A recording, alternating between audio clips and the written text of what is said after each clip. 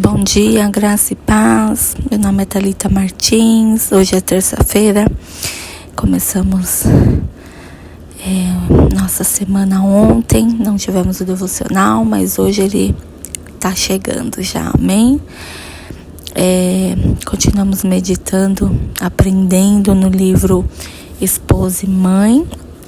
E eu espero que esse livro esteja sendo uma ferramenta mesmo do Senhor na sua vida, amém? Hoje eu vou compartilhar com você o capítulo 10. E o título dele é Como Ser uma Mulher Virtuosa, uma mulher sábia, amém? Vamos lá? E ela começa assim: frequentemente pensamos que ser esposa e mãe é como estar em uma prisão. Não podemos expressar-nos, nem nos mostrarmos criativas. Na minha opinião, não há lugar que dê maior oportunidade para que nos expressemos ou sejamos criativos do que no nosso lar. Em Provérbios 31, Deus nos deu uma ideia perfeita de como Ele quer que seja uma esposa e mãe. Leia esse capítulo na Bíblia. E de verdade, mulher, pausa aqui, né? Eu te convido a ler, meditar, ler, escrever Provérbios 31, pedir para que o Espírito Santo te guie, né? Fale ao seu coração, vale muito a pena. Nós temos muito que extrair desse texto, amém?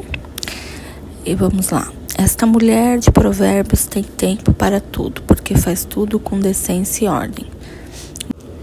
Mas você diz, mas ela tinha quem trabalhasse para ela na casa.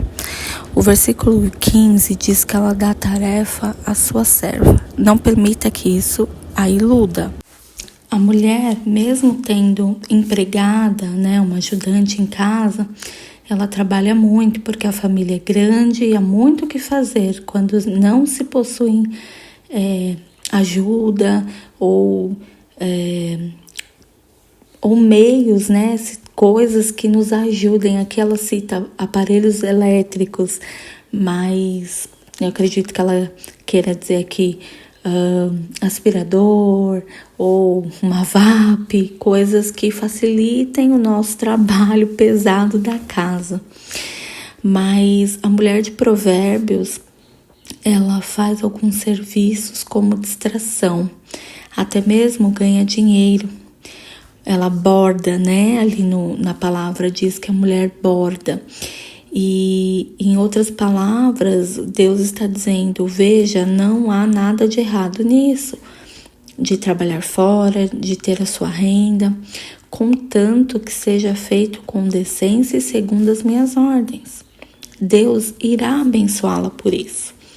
O versículo 15 diz, ainda a noite já se levanta. Dá mantimento à sua casa e a tarefa às suas servas. Você gostaria que Deus não tivesse dito isso? Durante muitos anos empreguei aquele método desordenado de ler a Bíblia, como todos geralmente fazem.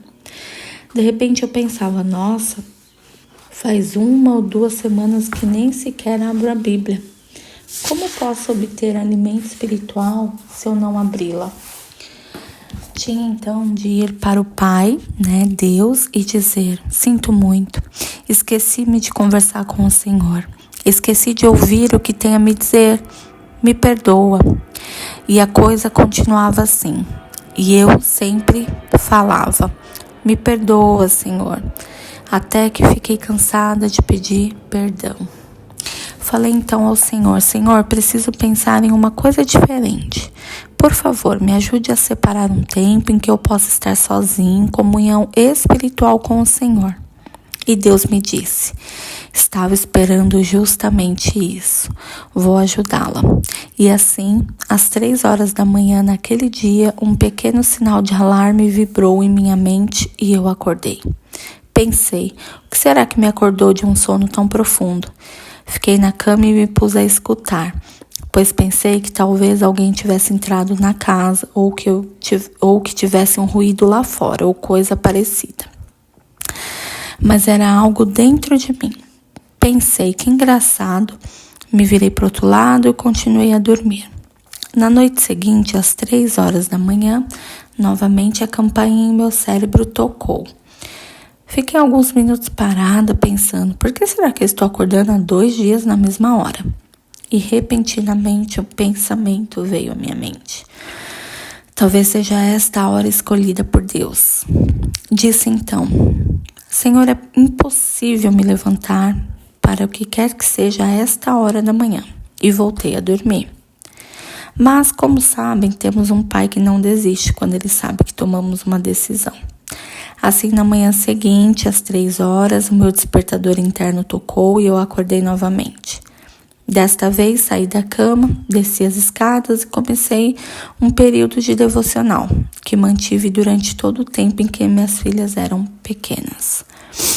Você pode exclamar, 3 horas da manhã? Como você aguentou? Meu pai me conhece melhor do que eu. Quando eu precisava dormir, em 5 minutos eu estava alimentada espiritualmente e podia voltar à cama. Outras vezes eu não conseguia dormir de novo, porque eu ficava tão empolgada com o que estava lendo que não me cansava. Deus não permite que você se canse quando está fazendo algum trabalho para Ele. Vai levantar-se descansada, entusiasmada com o que está fazendo. Mas se quando for levantar, sentir que os teus olhos não conseguem ficar abertos, então você pode voltar a dormir, pois é como se Deus lhe dissesse, muito bem, você está precisando dormir, pode voltar para a cama. Porém, não permita que isso aconteça muitas vezes, porque o seu eu e o inimigo estão trabalhando contra Deus. Mas quando você se levanta, se sente disposta e obtém alimento do Pai, que lhe acompanhará o dia todo, é maravilhoso. Seu corpo também precisa ser condicionado. Mais ou menos na mesma ocasião em que Deus começou a me acordar às 3 horas da manhã, Ele também me mostrou outro ângulo que eu estava negligenciando como esposa e mãe. Acho que as mulheres de hoje não negligenciam tanto esse aspecto como as moças do meu tempo. Não devemos esquecer que Deus nos deu um organismo maravilhoso, que é o nosso corpo. É nele que vivemos e devemos conservá-lo bem saudável. Isso significa coisas diferentes para cada uma de nós. Deus me mostrou que parte do meu relacionamento com Ele dependia de exercício diário. A alma, a mente e o corpo estão tão interrelacionados, lembre-se dos 3 círculos no capítulo 6. Que tudo o que acontece com o corpo afeta a mente. Quando o corpo adoece, está cansado ou fraco, isso afeta a mente e também o nosso espírito. Deus me ensinou a cuidar do meu corpo quando eu tratei da minha sogra, que estava na cama depois de ter tido um derrame. Eu tinha acabado de dar à luz a Mari e minhas outras 3 filhas eram pequenas. Estava completamente absorvida e não fazia qualquer exercício. O médico me chamou a atenção. Disse que se eu não tivesse cuidado, não seria minha sogra que causaria preocupações, mas eu mesma. Respondi que não podia fazer nada com relação às minhas tarefas domésticas e então retrucou. Muito bem, você então é que precisa mudar. O médico prescreveu exercícios e descanso.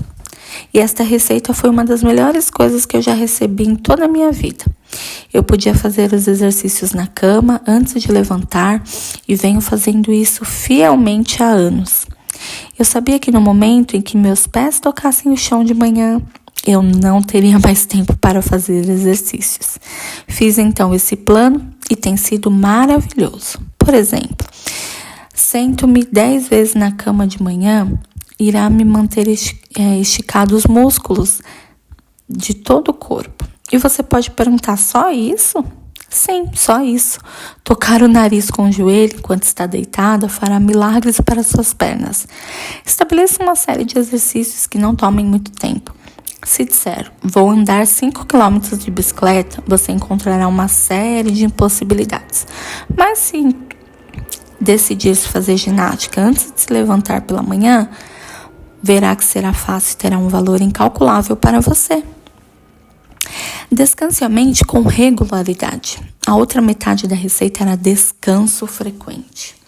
Eu tinha de sentar 10 minutos em cada hora e fazer uma coisa completamente diferente daquela que eu estava fazendo.